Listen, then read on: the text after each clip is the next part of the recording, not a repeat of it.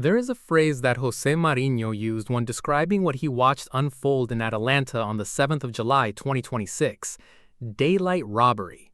Two words from one of the most experienced football minds of the modern era, a man who has managed at the highest level across 5 countries, who has won league titles and Champions Leagues, and seen virtually everything the sport is capable of producing. He watched Argentina come from 2-0 down in 14 minutes to beat Egypt 3-2. He watched the VAR decision reach nearly 100 yards back from the goal it disallowed, and he reached for two words that required no further elaboration. The story of Argentina versus Egypt at the 2026 World Cup round of 16 will be told for years, not primarily for Messi's 21st World Cup goal, though that is a genuinely historic number that deserved its own acknowledgement, not primarily for Egypt's heartbreak, though that is one of the most emotionally devastating eliminations in recent tournament history. It will be told primarily for a question that a former Premier League referee raised in print within hours of the final whistle, that a legendary Egyptian pundit raised in a television studio, that a World Cup winning manager raised in two unambiguous words, and that the Egyptian Football Federation raised in an official complaint filed with FIFA the morning after the match. Was the VAR decision that disallowed Egypt's second goal, a decision that changed the entire momentum of the match, actually within the protocol's bounds? And were the two penalty appeals Egypt made in the final minutes treated with the same scrutiny as the appeals that went the other way? Let's go through everything, carefully, starting with what the laws actually say and then building to what happened on the night. Graham Scott is a former Premier League referee, not a fan, not a pundit, not a politician, a man whose entire professional life was built around applying the laws of the game correctly under pressure. When he writes about VAR, he writes with the precision of someone who has been in the room where those decisions are made. His assessment of the disallowed Egypt goal was specific and unambiguous. The contact in the build-up, Marwan Atiya's shirt pull and foot-on-foot with Lisandro Martinez, amounted to nothing more than the kind of routine physical duels seen throughout football, not a clear foul, not the kind of serious infringement that justifies reaching back across nearly 100 yards of football and 90 seconds of play to cancel a goal. For a goal to be disallowed for a foul in the attacking phase, the foul must be clear, and the further removed the incident is from the eventual goal, both in distance and in time, the clearer and more significant that offense needs to be to justify intervention. Here's the critical detail. Between Atiya's challenge on Martinez and Zico's finish over Emi Martinez in the Egyptian goal, multiple Argentina players touched the ball. Multiple Argentina players had the opportunity to stop the attack. The ball traveled from deep in Egypt's attacking half, through a brilliant run from Haissem Hassan along the touchline, into a perfectly weighted path from Mohamed Salah and into the net. That is not a counterattack that emerged directly from a foul. That is a sustained attacking move in which Argentina had ample opportunity to reorganize defensively.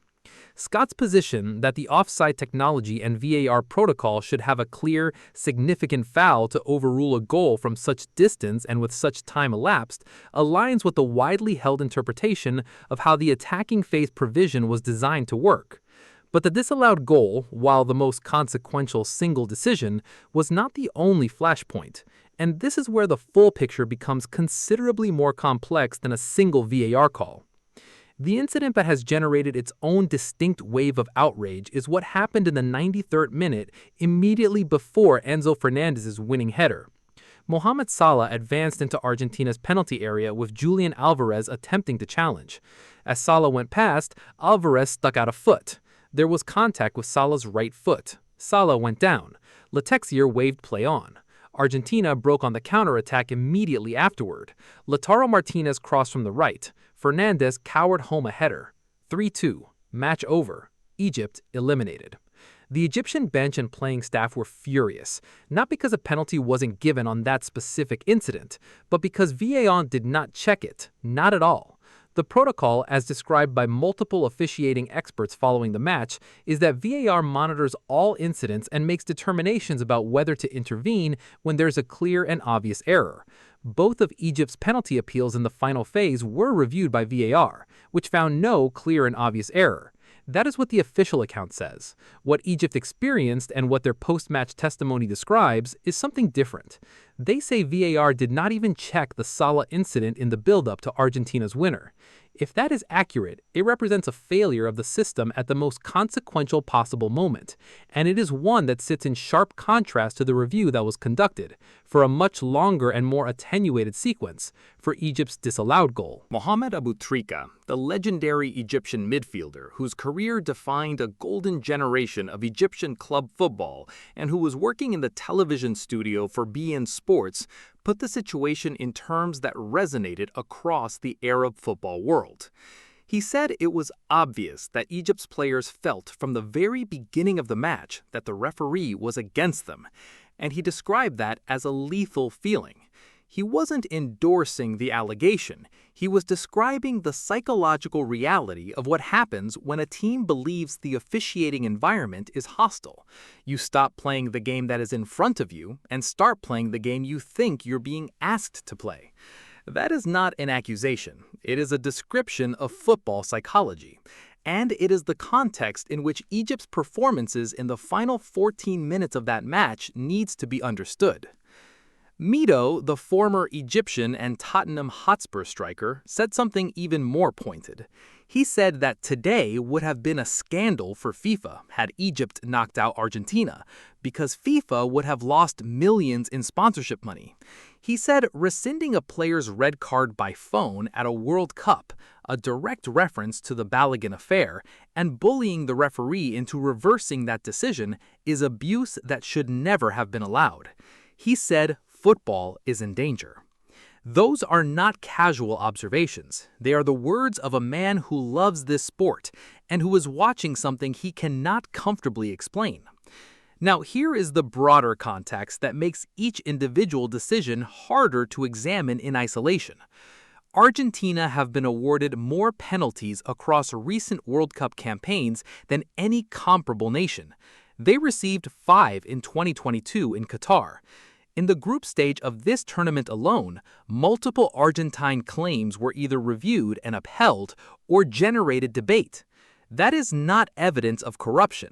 Football is genuinely a sport in which some nations draw contact more consistently than others, in which attacking players develop reputations that influence how referees approach situations, and in which the combination of a world-class striker and a charismatic global icon creates a specific kind of pressure on officials that no protocol fully neutralizes. But the accumulation matters. The Switzerland-Qatar penalty in the opening week, where visual evidence was never shown. Messi's challenge on Algeria's Mondi, reviewed and unchanged, described as a red card by multiple experienced analysts. Algeria's formal complaint filed in Zurich. Germany's disallowed goal against Paraguay, described by Gary Lineker and multiple former professionals as one of the softest VAR calls they had seen.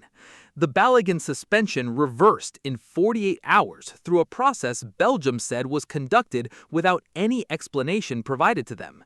And now, Egypt's night in Atlanta. 1 disallowed goal with a disputed VAR reach, 1 unreviewed foul before the winning goal, and the match that ended with a goalkeeping coach being physically restrained from confronting the referee. The Egyptian Football Association cannot remain silent. That is what their official statement said. They said the match had highlighted the importance of maintaining the highest standards of integrity, fairness, and transparency in match officiating.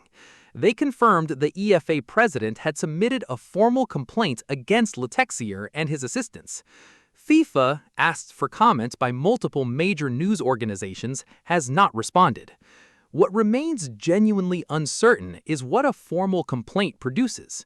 The history of this tournament, and the history of football governance more broadly, suggests that post-match complaints about officiating, however formally lodged, rarely produce outcomes that alter results or change appointments. Belgium's detailed documentation of the Balogun process produced a letter acknowledging it as an appeal and a deadline with no information attached. Algeria's complaint after the Messi-Mondi incident has not produced a public response. The pattern of institutional behavior around officiating complaints at this World Cup has been one of acknowledged receipt and substantive silence. But the cumulative weight of these events is not the same thing as any individual complaint. The Egyptian manager has said he will not watch the rest of this World Cup. The former goalkeeper of Egypt's national team questioned the FIFA president's neutrality on air. Jose Mourinho used 2 words. A former Premier League referee wrote that the VAR call did not meet the threshold required. Mohamed Abutrika described a lethal feeling, and the Egyptian Football Association cannot remain silent.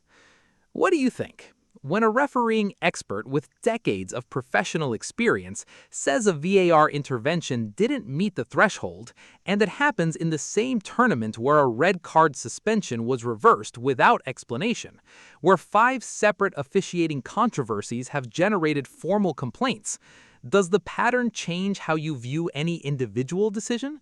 Or does each call need to be judged entirely on its own merits, regardless of what surrounds it? If you found this worth your time, a like helps more than you think.